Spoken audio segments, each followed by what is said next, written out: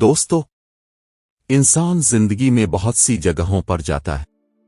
बड़े शहर देखता है, ऊंची इमारतें देखता है, मगर दिल के किसी कोने में एक जगह हमेशा जिंदा रहती है।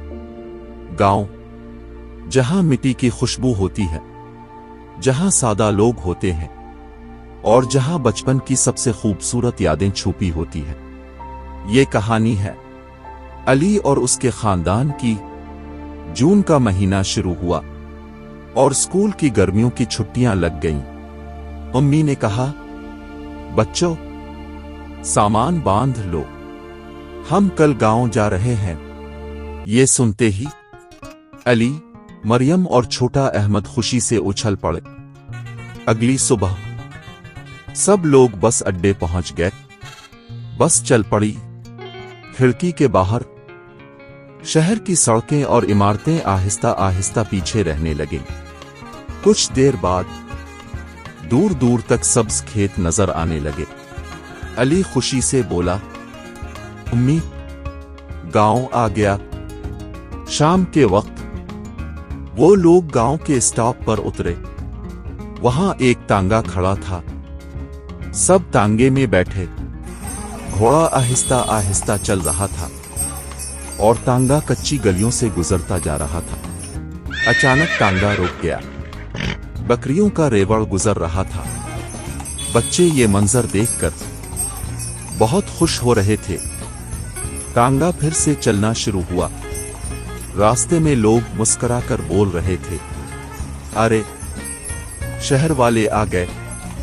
बच्चे हाथ हिलाकर सबको सलाम कर रहे थे।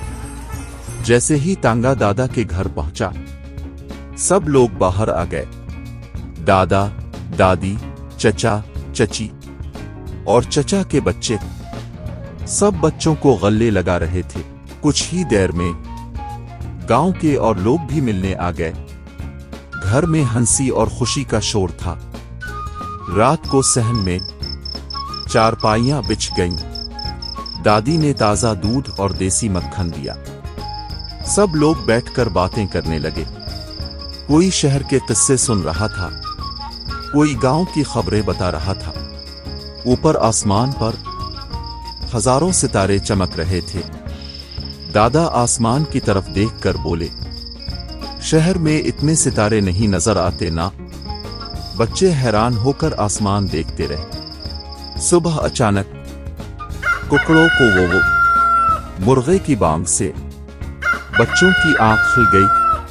बाहर गायें रन भा रही थीं, बकरियां मीमिया रही थीं और दूर कहीं बैलों की घंटियां बज रही थीं। चचा बोले, चलो बच्चों, आज तुम्हें खेत दिखाते हैं। सब खेतों की तरफ चल पड़े। रास्ते में भैंसें तालाब के पास खड़ी थीं। बकरियां घास खा रही थीं और एक चरवाहा अपनी भेड़ें लेकर जा रहा था। एक खेत में दो बैल हल चला रहे थे।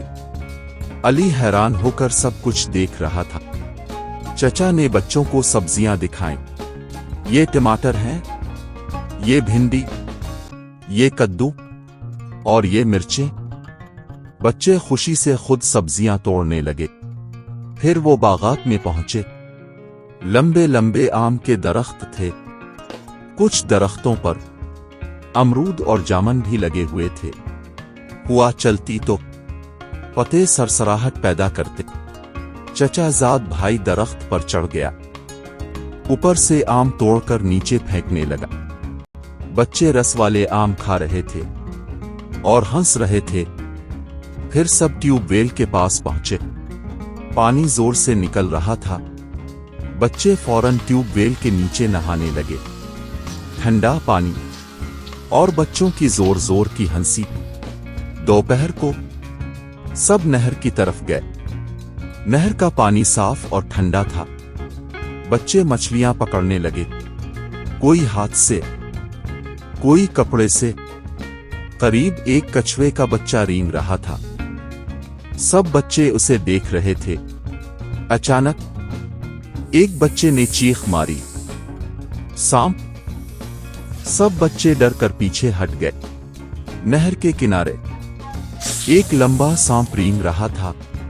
चचा फौरन आगे आए और बच्चों को पीछे किया। कुछ देर बाद सांप झाड़ियों में चला गया। बच्चे डरे हुए थे, मगर फिर हंसने लगे। शाम को गांव में मेला लगा हुआ था। झूले, खिलौनों की दुकानें, मिठाइयों की खुशबू, हर तरफ खुशी थी। बच्चों ने झूले लिए, गुब्बारे खरीदे और मिठाई खाई। छुट्टियां खत्म होने लगीं। वापसी का दिन आ गया। बच्चे उदास थे। वो दादा से लिपट गए।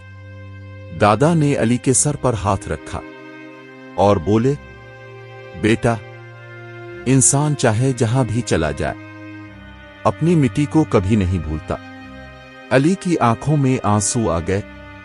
आज अली बड़ा हो चुका है, मगर जब भी गर्मियों की हवा चलती है, इसे याद आता है टांगे का सफर, बागों के आम, ट्यूबवेल का पानी, नहर की मछलियां और दादा की बात। और उसके दिल से एक ही दुआ निकलती है, काश एक बार फिर वो गांव वाली गर्मियों की छुट्टियां मिल जाएं। दोस्तों, गांव की जिंदगी सादा होती है, मगर इसमें खुशी बहुत होती है। बचपन की वो यादें इंसान को जिंदगी भर मुस्कुराती रहती है।